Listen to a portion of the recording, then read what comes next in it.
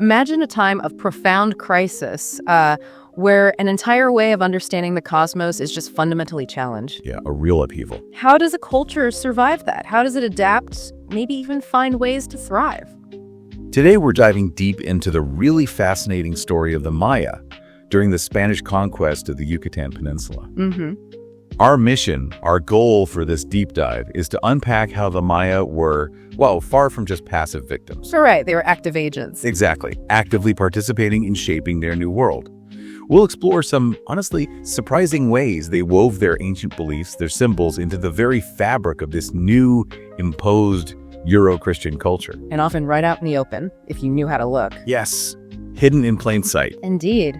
And to guide us through this, we've drawn on quite a range of sources. We've got academic work like Jesper Nielsen's The Memory of Stones, which is key, but also more general historical accounts from places like History.com and Wikipedia on Maya civilization. Good for context. Yeah, plus insights from travel guides focusing on Yucatan's colonial cities and its natural wonders, a look into the Yucatan Folk Art Museum, and even this really unique anecdote about a remote Maya village we'll get to later. Sounds like a rich mix. So get ready for maybe a few aha moments as we reveal how ancient traditions were preserved, sometimes quite literally embedded within new structures. It offers you kind of shortcut, really, to understanding the incredible resilience, the ingenuity of the Maya people. Let's set the scene, shall we? The Yucatan Peninsula today, it's still this region of incredibly vibrant culture, stunning landscapes, and just deep, deep history. You really feel it there, don't you? You do. It has this unique character, quite distinct from the rest of Mexico. Partly that's geography, partly culture, and partly its natural wonders, like the cenotes. The cenotes, those amazing sinkholes. How many are there? Estimates are around 2,600 known cenotes.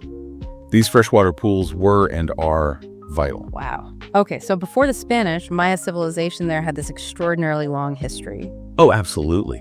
We're talking hunter-gatherers settling way back, maybe 2,500 BC. Right. Then the flourishing of these magnificent cities, like Chichen Itza, founded around 700 AD, and the incredibly impressive Uxmal. Huge centers. Huge. And then around 987 AD, you have the arrival of the Toltec people. They brought new influences, new practices, including things like mass human sacrifice, which became more prominent. That's a significant shift. Yes. But what's also really intriguing, and still a bit mysterious, is that many of these Grand Maya cities, they were abandoned around 1250 AD. Abandoned before the Europeans even arrived. Long before. Yeah, the reasons are still debated. Drought, warfare, political instability, likely a mix. Fascinating. So the landscape the Spanish encountered was already changing. Definitely. Then 1517, Francisco Hernandez de Cordova arrives. And that's where we get the legend of the name Yucatan. Oh, the misunderstanding story. That's one. Apparently, Cordova asked the locals where he was. They replied something like, "We don't understand you," in their language. Which he heard as Yucatan, or so the story goes. But the actual conquest took longer. It wasn't until 1537 that Francisco de Monteo really subdued the region. Okay. And right after that, the Franciscan priests arrived, very zealous, aiming to convert the entire indigenous population. Which led to some devastating action. Extremely. Fray Diego de Lunda's infamous order in 1562 to burn Maya books, destroy their statues. Yeah. It was a cultural catastrophe. Unbelievable. Add to that the Spanish oppression, the forced labor, and devastating new diseases. The native population plummeted. It was a profound crisis. That really sets the stage. And it's easy, maybe tempting, to just see the Maya as victims in all this, overwhelmed. Understandable, but it's not the full picture. Right. So what did your research show? Was it just subjugation? Far from it. What emerges is this incredible story of active resistance, not just open warfare, though there was that too, like Jacinto Canec's rebellion in 1761, or the huge caste war that lasted decades from 1847 to 1900. Conflicts. Yes, but alongside that, there was a more subtle, maybe even more pervasive form of resistance, reinterpreting things, appropriating new cultural elements on their own terms. How did they do that? Well, one really powerful way was through the physical act of building, which brings us to this key concept, spolia. Spolia. Okay, that term might be new to some listeners. Can you break that down? What's it mean? Sure. It comes from Latin, meaning spoils, like the spoils of war or anything stripped from something else. Okay, stripped. Historically, art historians used it to talk about, say, reusing bits of older Roman buildings in newer ones. Think of the reliefs on the Arch of Constantine in Rome. Some were taken from earlier monuments. Right. Recycling history? Sort of. but the definition has broadened. Now, it generally means any artifact incorporated into a setting culturally or chronologically different from that of its creation. So basically taking something old and putting it somewhere new and different. Exactly. And in the Yucatan context, this often meant using stones from abandoned Maya temples in new Spanish colonial buildings, especially churches. Okay, so you could look at that in two ways, right? On one hand, it's just practical. The pragmatic view. You've got these abandoned temples nearby full of beautifully cut stones.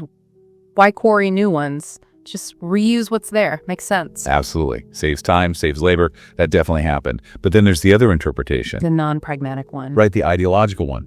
This view suggests the reuse wasn't just practical. It had meaning. For the Spanish colonizers, maybe incorporating Maya stones signaled triumph, conquest. Our buildings are literally built upon your defeated past. A symbol of dominance. Could be. But, and this is crucial, what about the indigenous perspective?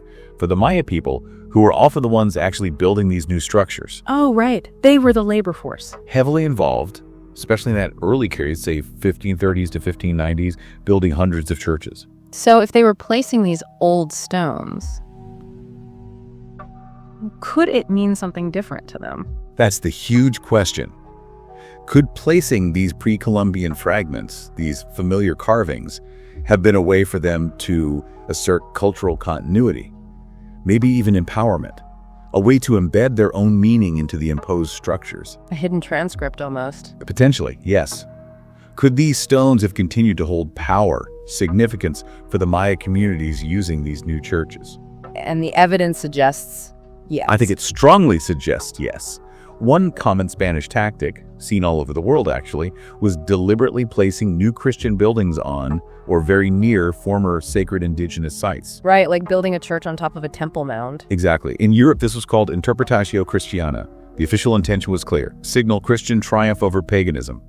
Our God replaces yours. But for the local people, for the Maya, this deliberate placement could have felt very different. It could allow for a powerful continuity of belief. The place itself remained sacred, honoring the genius loci, the spirit of the place. So the building might be new, but the ground it stood on still held the old power. Precisely. It's like claiming the new structure for the old spirits, in a way. And we have archaeological evidence that seems to back this up. Like what? Well, for instance, foundation caches, special offerings buried when a building starts, have been found right in front of the altars in some colonial chapels, like at Sama and Lamanai. And these caches follow pre-conquest Maya traditions. Wow. So hidden offerings connecting old and new. Exactly. Same thing at Santiago with Titlan, traditional Maya dedicatory offerings found in the church foundation. These aren't accidental. They feel like deliberate acts, linking the old sacredness to the new space, often hidden from Spanish eyes, but known to the community. That's fascinating. Subtle, but powerful. Can we talk about some specific examples where you can actually see these embedded stones, the spolia? Absolutely. One of the most striking examples is in Uxmal. It's known as the Yellow City today. Beautiful place. Incredible. And there, a massive Franciscan monastery was built literally right on top of a huge Maya pyramid platform, the Pyramid of Pipap Holchak.